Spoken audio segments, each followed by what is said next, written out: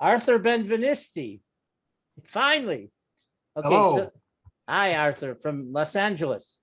Or Natanya, you'll straighten out his PowerPoint. Okay, Arthur Benviniste is a close colleague of mine for 40 years. He's a very active Sephardi Jew from Los Angeles. His family's from Rhodes. He was the editor of Halapid, the Journal for Crypto-Jewish Studies. He's done a lot of research on the Sephardim in LA. He's part of the community. He's part of two communities, the Rhodes Lee community, now the Greater Turkish Salonican community at Tiferet Israel and on Wilshire Boulevard. And he's the CFO of my Foundation for Jewish Diversity for a Sephardic Museum in Jerusalem.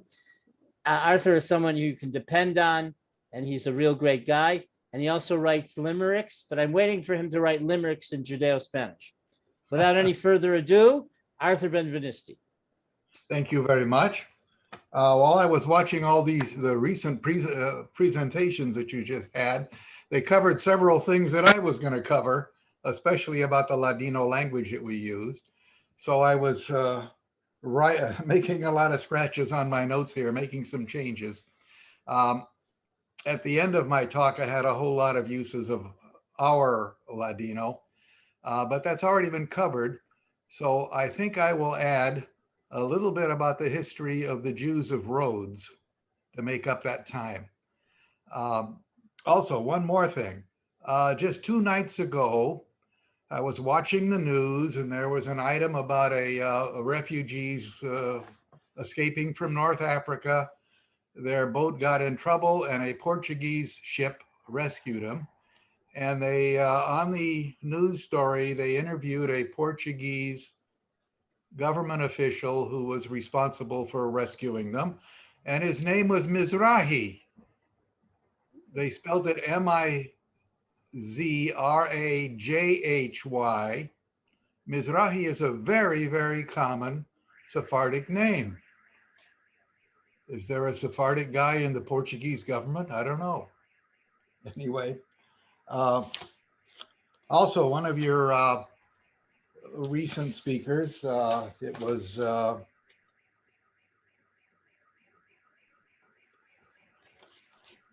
Yossi, mentioned the Benviniste family. So let me give you a little story. I did not get this from my family. I got it from an article I was reading about a man named Benviniste who was in the Israeli government.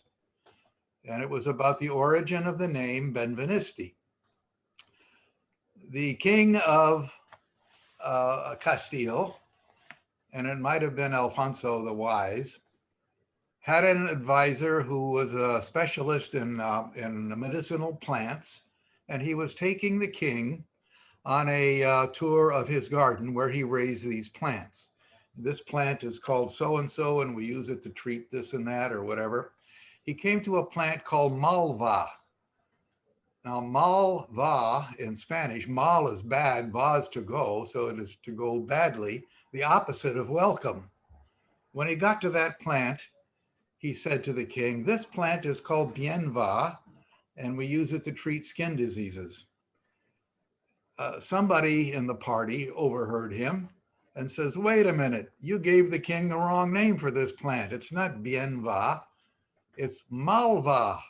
The king turned to this Jewish advisor very furiously. "Why did you give me the wrong name for this plant?" And the advisor says, "Well, before your illustrious highness, can I give you a name like to go badly?" So I said, "To go well." And the king said, "Oh, that is a very good explanation. And for that, I'm going to reward you with the name Benviniste, the welcomed one." So apparently that's how the name came about. The story's probably not true, but I will still insist it's true. So there. Okay, let's go to the story of the Jews in Los Angeles. Next slide, please. Next slide. There we are. Okay, the first known Jew in Los Angeles was a man named Solomon Nunez Carvalho. And notice how Carvalho is spelled with an LHO, which is the Portuguese way. In Spanish today, they have a double L for that sound. We know he was in California in 1853. He came out with the Fremont expedition that came somewhat earlier than that. Fremont was an American adventurer who brought a party out to California. When the war between the United States and Mexico began, California, under the old Spanish rule, was not part of Mexico. It was a separate colony. But the governor of California announced that from now on, California is part of Mexico. The Californians immediately kicked him out, and Fremont moved into the capital and announced that he now is taking over the government. And he announced that California was an independent nation, the California Republic. Well, the California Republic lasted about 10 days. The American Army marched in. The leader of the army was very anxious to conquer California and become a great hero. And he was furious to find that California had already been taken over by Americans.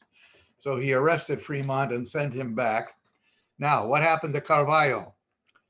He moved to a little village in the southern part of California known as Los Angeles. Los Angeles, the population was just a few thousand, hardly anything. And in Los Angeles, he opened a photographic studio. And this is very interesting because photography was only invented, the first photograph in history was taken in 1839, not even 20 years earlier. And already Los Angeles had a photo studio run by a Sephardic Jew.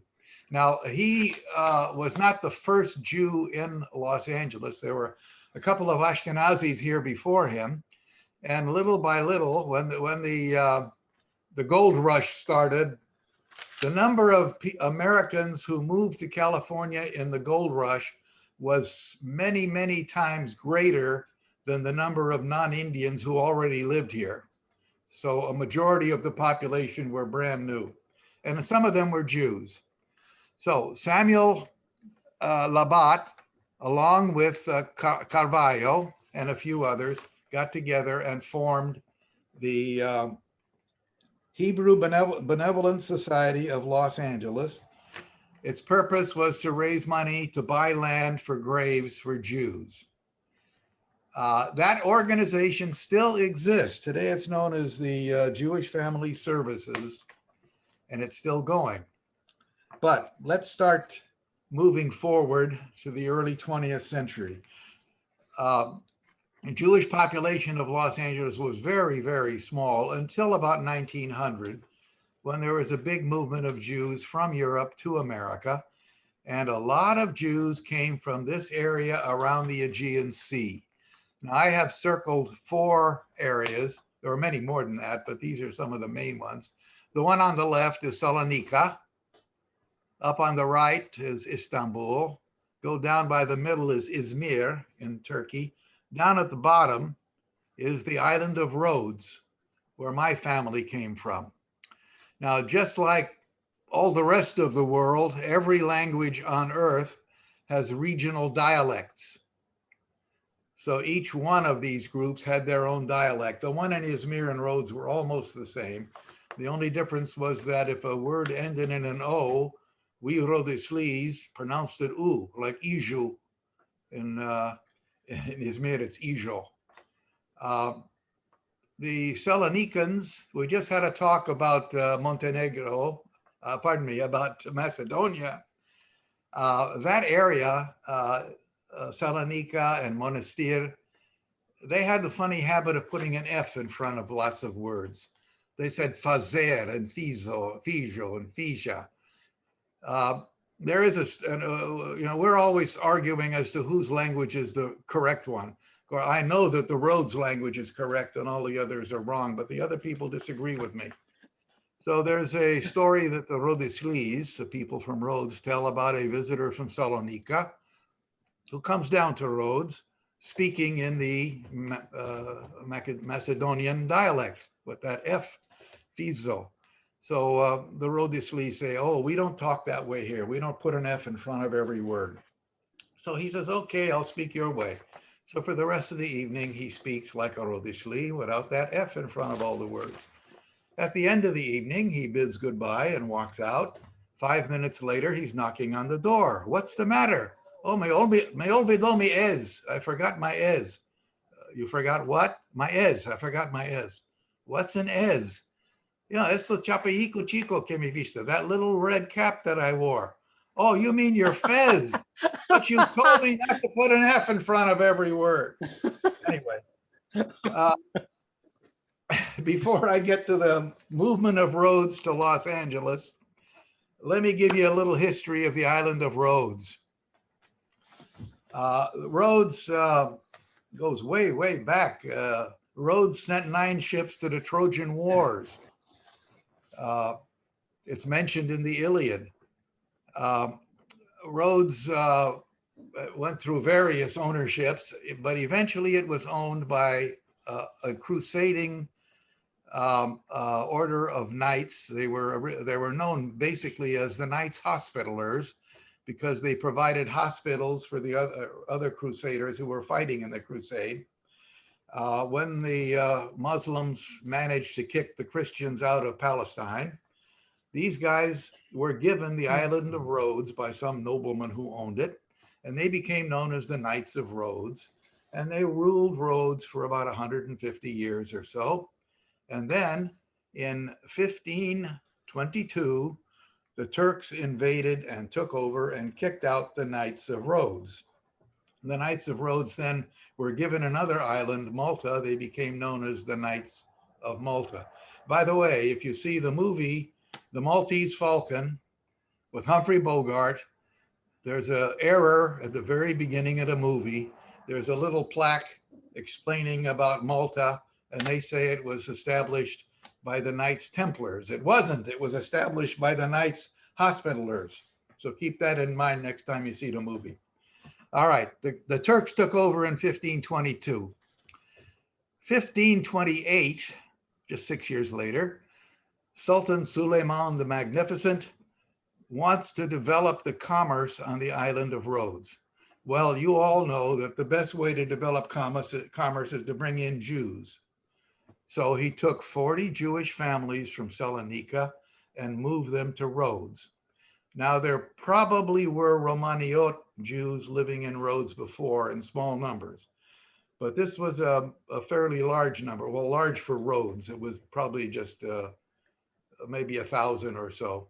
The total Jewish population probably was never more than 10,000 or so. But the Jews lived there. My father told me that our family lived in the same house for 400 years. So that fits just about right, 1528 to World War II. It's just a little over 400 years. So now, if you notice, look at the little circle at the bottom. Rhodes is an island. It's not far off the coast of Turkey. But you're thinking about a time when boats had sails and there was no radio or TV. Most of the Jews of Rhodes stayed there and hardly ever left the island. So they were somewhat isolated, and they developed a different culture from not only the other Jews, but they lived among Greeks and Turks on the island. So there was a fairly strict segregation. The Jews spoke this Ladino Spanish Jewish language, but almost all the male Jews anyway could speak Turkish because they did business with the Turks. And most of them knew some Greek, fairly good in Greek. The Alliance Israélite Universelle was a Jewish school system set up in France by the Rothschild family. Its purpose was to build schools for Jews around North Africa and the Middle East. And there was an Alliance school in Rhodes. And one of the rules of the Alliance was that they would teach in French. Every kid had to learn French. So now we could all speak Spanish. We could fairly well speak Turkish and Greek, and we could speak French.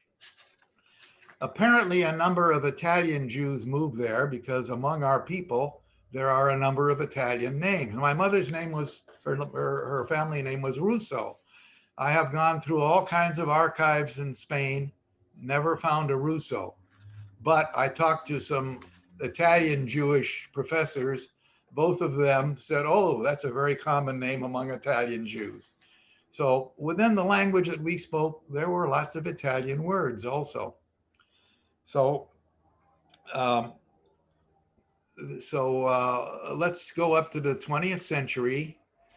1912, we have the Balkan Wars. That was mentioned earlier in this thing. Turkey lost Macedonia. The Greeks and the Bulgarians and others grabbed all that land in that area. And while that war was going on, the Italians attacked the Turkish islands, including Rhodes. Now, I learned that Italy took Rhodes from Turkey during the Balkan Wars. So I went and bought a book on the Balkan Wars. They never mentioned Italy. Then I realized what it was. The Balkan Wars was separate. And while that war was going on, the Italians took over and just grabbed these islands. So the Italians ordered that Italian be taught in the schools also. So all of our people learned Italian too. Now, the Italian attack on Turkey was the beginning of something in warfare. It was the first time that aircraft were used in war. The airplane was only invented in 1903. This was 1912. Only 9 years after it was invented, the Italians were using it in war. And my father told me that the first time he ever saw an airplane was an Italian plane bombing Rhodes. And as he explained it, and as you might imagine, airplanes were brand new, so they weren't very, very good yet. The planes would come in low, they came in so low you could see the pilot. The pilot would lean over the side of the plane holding a little bomb about the size of a hand grenade and throwing it down and always missing the target. According to my father, there was very little damage. The only damage he knew of was a bomb landed near a window of his aunt, and her arm was cut by some flying glass, and that was it. But that was now 1912. My father moved here in 1916. And by the way, when he came here, he had an Italian passport. So when I look up Ancestry.com, the Benviniste family, it said are Italian Jews. We weren't, but I know how he got that. They looked at the records in the at Ellis Island, and they see my father entering as an Italian citizen. So they assume the Benvinistes were an Italian family. Anyway, let's go up to, during this period, up to the beginning of World War I, there were an awful lot of Jews left this area of the Aegean Sea and moved to the United States. The Rhodes Jews, the great majority of them moved to Los Angeles. Others moved to Seattle, many to New York and Atlanta. So even though our population among the entire world of Jews was very small, in Los Angeles, it was rather significant. So let's go to the next slide.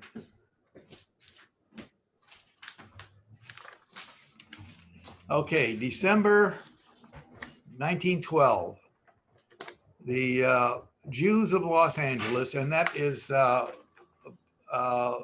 Jews of Rhodes and Salonika and Izmir and Istanbul and these other towns. Their numbers are fairly low this early in the war. They form La Comunidad Sefardí de Los Angeles. Well, no, Los Angeles. We pronounce the G in our Spanish. And it originally was founded in order to buy burial plots for Jews. Dues was 10 cents a week. Next slide. Well, as I said before, the Jews of each of those areas around the Aegean, they all spoke in different dialects, and they were accustomed to being separated from other people. They were accustomed to segregation. So the Jews of Rhodes separated from the other Jews. They formed what they first called the Peace and Progress Society. You look at that today and it looks like a left-wing organization. Well, it wasn't political at all.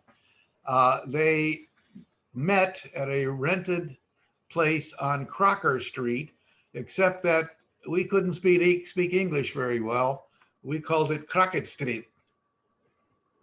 Later, they changed the name to the Sephardic Hebrew Center. So that's 1917. Now, the Jews, the other groups of Jews, most of them were from Salonika. They founded La Comunidad Sephardi. At our synagogue, we had a very good archive, and it was put together by a good friend of mine. And when he got old, he asked me to take over the archive. So when I was going through all the things we had, I found this treasure, the minutes of the first, there were close to 30 years. And the minutes were written mostly in the Ladino language. So I'm going to go through, this is the opening page, the title page of the minutes from 1920. Oh, by the way, last year was the 100th anniversary. Oh, let me go back a little bit that I kind of skipped. The Rhodes community separated in 1917. In 1993, we rejoined them. All of our young people were growing up, getting married, moving out to the San Fernando Valley, and were far away from our synagogue. So our synagogue was getting smaller. So we joined these other Jews who spoke Ladino different from us, but what the heck. All right, next slide. Okay, now I went through and I scanned a number of the pages for some interesting things. Here's page 1. And I got a little translation down below. And I have underlined in red 2 words I want you to look at. The date, Domingo, Febrero, Primero de Febrero, 1920. Well, look at that word Domingo. That's the Castilian word that you learned in your Spanish class in high school. It means Sunday in Spanish. But Domingo comes from the Latin word Domine, which means holy, because Sunday was the holy day to the Catholics. We did not call Sunday Domingo. We called it Al-Had. Al-Had is the Arabic word that is related to Echad, one, the first day of the week in Hebrew. But in this document, written by these guys who had been in the United States less than 20 years, 15 years and 10 years, most of them, for some reason, they used the Castilian Spanish word for Sunday. The next word that I have underlined, because of the call, responding to the calling of Senors Maldonado Levy and Jose Estrugo, the calling, llamado. Well, we use the word llamado, but we don't spell it with a double L. The Castilians do that. We spell it with a Y. We don't mess around with extra letters. But once again, we use the Castilian way of spelling, not the Ladino way. So responding to the calling of Senors Maldonado Levy and Jose Estrugo, we joined in General Assembly and the following persons. Well, I had a list of the persons, but we'll skip that. Let's go to the next page.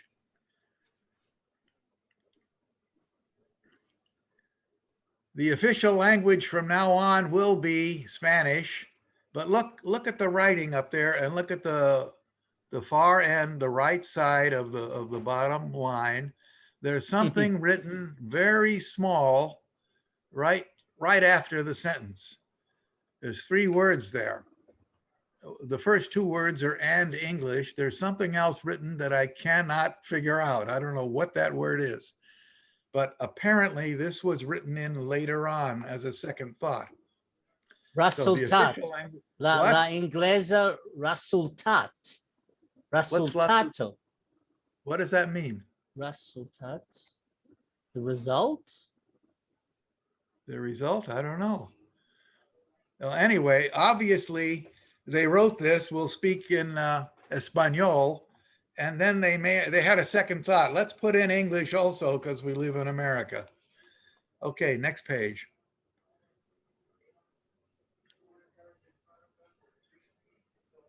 Next page, please. There we are. Okay, now look at this. Later on, it repeats. The language of the board meetings will be our beautiful Ladino, the language of Maimonides. Isn't that wonderful? We're using the language of Maimonides. Now, as attending this Zoom, there are several scholars, and every one of them will tell you that Maimonides lived in Muslim Spain, so he spoke Arabic, and he also lived at least 300 years before the Ladino language split off from the Spanish language. So they claim he couldn't have spoken Ladino. But right here before your eyes, I have proof that he spoke, I have documentary proof that he spoke Ladino. So there, all those professors must be wrong, right? Next. Okay. All right. This page, when I found this document and I was sitting in the room there reading it, almost when I got to this page, almost at the same time that I got to this page, our rabbi walked into the room for looking for some books or something. Mr. Nachmias made the motion to nominate Don Abram Caraco as rabbi of the community with the wages of $1 per year. So I called the rabbi over and I showed him this and I told him, you know, it's in our Constitution. We're stuck with it. So there. Okay, next. Next one. Okay.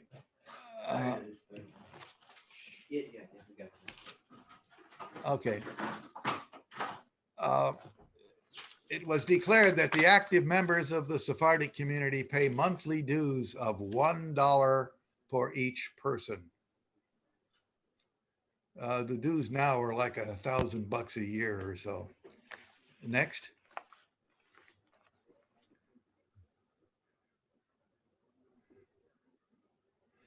Okay. Those were the minutes that were written in 1920. Last year was our 100th anniversary. We formed a committee to celebrate the 100th anniversary. We organized a different event every other month for the whole year. We had an event on February, then the coronavirus struck, and we had to cancel all the rest for the year. So as soon as this virus is over, I'm going to try to get the committee back together and we'll celebrate our 102nd birthday. Anyway, 1932, the group that was founded in 1920, the group that was mostly from Salonika, they built their own synagogue. The Rhodes group was still meeting in rented facilities. Sephardic Temple Tifereth Israel was originally located on what was then called Santa Barbara Boulevard. Today it's called Martin Luther King Boulevard. Some years ago, they moved out in the late 1970s to a very large synagogue on Wilshire Boulevard. But with one of the guys who was an archivist for their synagogue, got together with me and we went there. It's now a black church. We got their permission to remove the cornerstone. And within the cornerstone were a bunch of documents that we had stored there. So we took them and put them in our archive. So that's 1932. Next slide. Okay, the Rhodes community finally built their own synagogue. The Sephardic Hebrew Center, also known as Temple Ohel Avraham. They had to be careful with that because the Ohel sounds a little different when you're supposed to say it in English. It was located on 55th and Hoover, and almost every one of us, every one of the families that lived there, lived within walking distance of this synagogue. My family lived on 49th Place, so we could walk to this synagogue. The synagogue was founded in 1935. I was 1.5 years old. My father tells me that he took me to the first ceremony they had in this building, and I wet the seat. So I hold the position of being the first person ever to wet a seat in that building. Today, the building is an African Methodist Episcopal Church. Some years ago, we asked them if we could have a reunion in that building. It was like, 30 or 40 years after we sold it to them. And they very happily said, oh yes, we'll provide you with lunch. So I went there and I noticed the seat that I sat in 1935 had been cleaned. So everything is all right. Next. Okay, here's a photo of the Talmud Torah class from the 1930s. Almost everybody in this class is a relative of mine. The whole class, every one of them, their parents are from Rhodes, or a few of them are for the part of Turkey that's just right off the coast of Rhodes. On the left is Rabbi Mizrahi, who he was our rabbi, and he was, I didn't realize it when I was in his class, but he was actually quite a biblical scholar, fairly well known. Next. Okay, among the functions we had, we very often had dinner dances and such, but the most popular one of all was Turkish night. And I regularly attended Turkish night. I never missed them. I love the Middle Eastern music. So this is a photo taken at one of the Turkish nights where everybody's dressed up like Turkish. We hired a Middle Eastern band. Oh, by the way, when I started teaching, the first semester I was at the high school where I was teaching, they gave me a classroom and a bungalow out by the parking lot, a little bit separated from the school. Downstairs was the music appreciation class, and the walls were made out of tissue paper, so whatever music they played, I could hear. One day, my class is working quietly on a project, and there's some music that sounds like Middle Eastern music coming up from down below. And the music sounded like it was played on a stringed instrument, and it didn't sound like a guitar. It sounded like an oud, and it sounded live. It didn't sound recorded. So I sent a message down to the teacher downstairs. I says, is that an oud being played, and is it being played in person? And he sends a note up, yes, one of my students plays the oud. So I sent a note down, send him up to me. So at the end of the period, he came up to me with his oud. He was a 16 years old Armenian boy. He played the oud beautifully.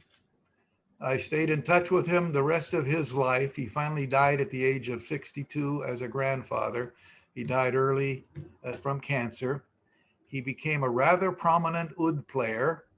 He was in charge of, I think it was one of the record companies. I think it was Capitol Records.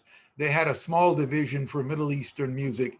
He was in charge with that. But I got him in touch with the Sephardic community. He learned a huge repertoire of Sephardic folk songs and Ladino.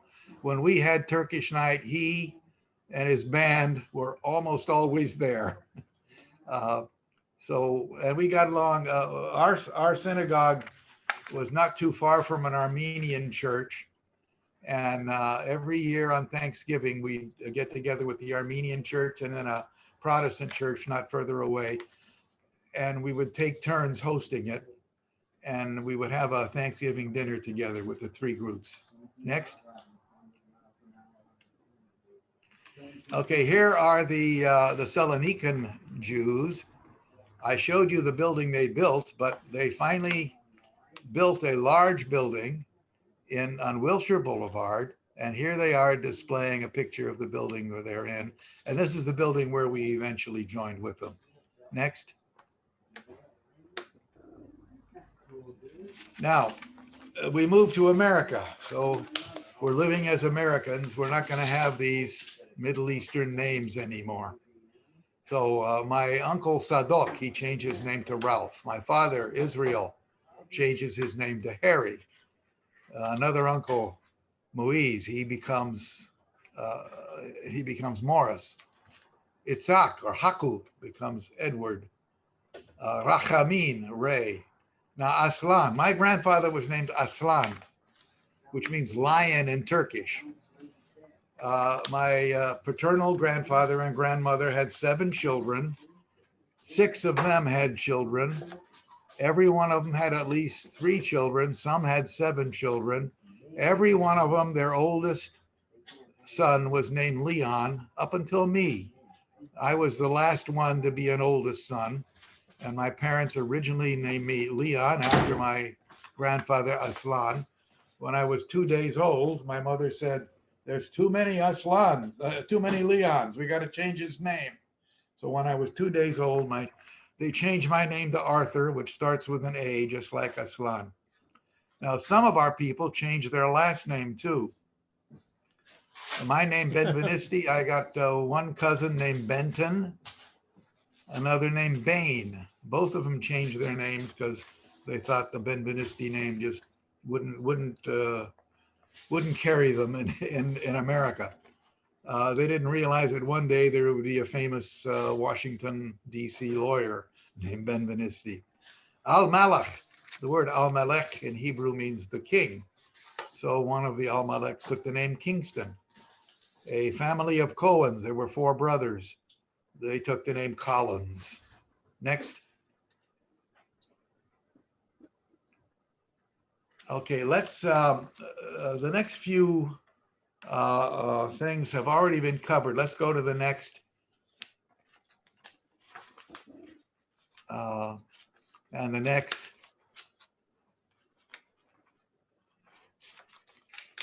And let me, well, anyway, the difference between Ladino Spanish and Spanish Spanish, we'll hold this one for a moment. Just about every one of us kids went to school. Just about every one of us took Spanish in junior high school or high school. Every single one of us, our Spanish class regularly would have a vocabulary test. And every one of us would regularly miss a word on the vocabulary test. Dejar, we pronounce it deshar. Abajo, abashu. Mucho with an N in it. Look at gordo, reverse the D and the R. It's godro, the way we pronounce it. Pobre, look at the R again. It's prove to us. El oso, the bear. Well, we say lonsu, that's a clumsy person. Donde, onde, or ande, we say. Next slide. Okay, Arthur, if you can try to finish up. I know it's getting late and Seth is next and Ethan is getting very tired. So let's try. Let me, okay, let me, all right, skip to the next one.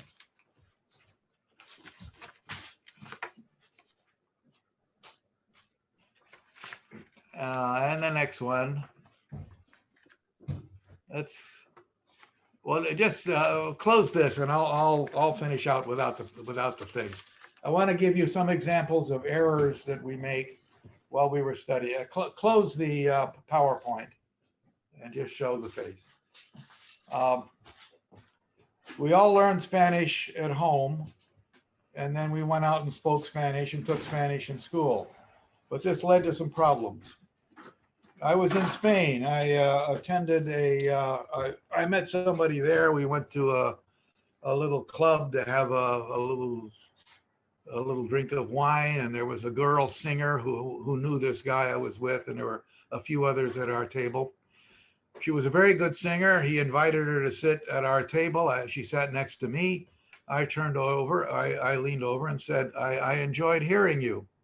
And she looked at me as if I had made an obscene gesture at her. And I couldn't understand. What's the matter? I just complimented her. And she looks at me as if I'd done something obscene. Well, I said, me gustaba sentirle. I didn't, the word sentir in Ladino Spanish means to hear. I didn't know until some years later that in modern Castilian Spanish, it means to feel. So when I said I enjoyed hearing you, she heard something else. Another time, I was in Guatemala. There was a man that my father knew in Rhodes in Guatemala. When he knew I was coming, he called the family together. And like all Jews, Ashkenazi and Sephardic, whenever there's some activity, there's a lot of food. So they offered me a whole lot of food. I ate it. They offered me more food. I said, no, llame arti. And they all started laughing hilariously. What did I say? Llame arti in Ladino means I'm full. Well, some years later, I was attending a zarzuela at the music center, and they what do you call him? The great Spanish singer who anyway. In the middle of the zarzuela, he's very angry with somebody, and he says, llame arti. And the subtitles written up above the stage said, I'm fed up. So that's what they heard. My sister was teaching. One of her girls, a Spanish-speaking Mexican girl, was ill. They called the mother to pick her up. So my sister said in Spanish, go put her in bed.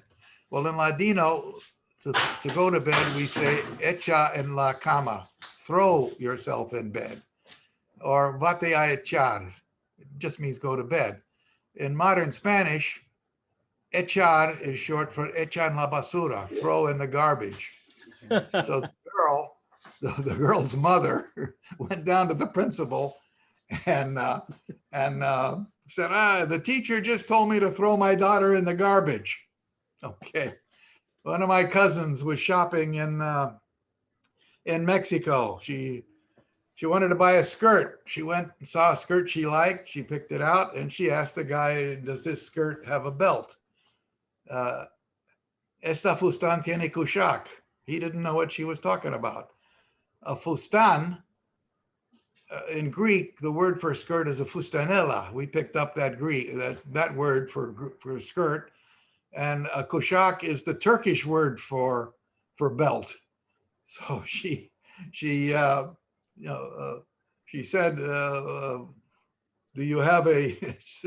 does this skirt have a belt in Greek and Turkish? All right, let me close with one more little thing about profanity, which I'm sure you're interested in.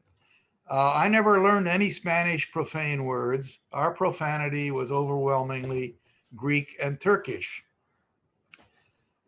So what's this going to lead to? All right. You older ones, do you remember Eddie Cantor? Yeah. Singer, comedian. Remember his theme song? If you knew Susie like I know Susie, like that. In Greek, there's a very vile phrase. Now there's I noticed there were a few people in this group who could speak Greek. I better tell them to, for the next 5 minutes, drop out of this meeting and come back 5 minutes later, will you? In Greek, there's a phrase, skata mutrasu. Ooh. Mutrasu means in your face. Skata, well, the English word also starts with an S. We have a word, scatological. Feces in your face. Right. Well, I mean, that word came into English. We see in scatological humor. You know what? All right. And in our culture, we have an obscene gesture made with the middle finger. In Greek, that gesture is made with this, aiming at your face, and the phrase is skatamutrasu. Okay. In 1952, for the first time, we had coast to coast live television. Before that, if a television show was produced in New York, they would film it, take a film of the TV screen, and show that in Los Angeles 2 weeks later. So, to celebrate the fact that we now had live television with New York, they had a big special starring Eddie Cantor. Eddie Cantor came out singing his theme song, "If You Knew Susie Like that," with his hands like this at the camera. My aunt saw that and screamed, "Esto se hace? Dejan hacer esto? This is what they do? They let them do this on television?" She was furious that the TV would allow this obscenity. Anyway, that's it. Thank you very much. Okay. So on Ed Sullivan, remember Topo Gigio? That was Jose Jimenez. He was a Salonican Jew from the Bronx. Okay.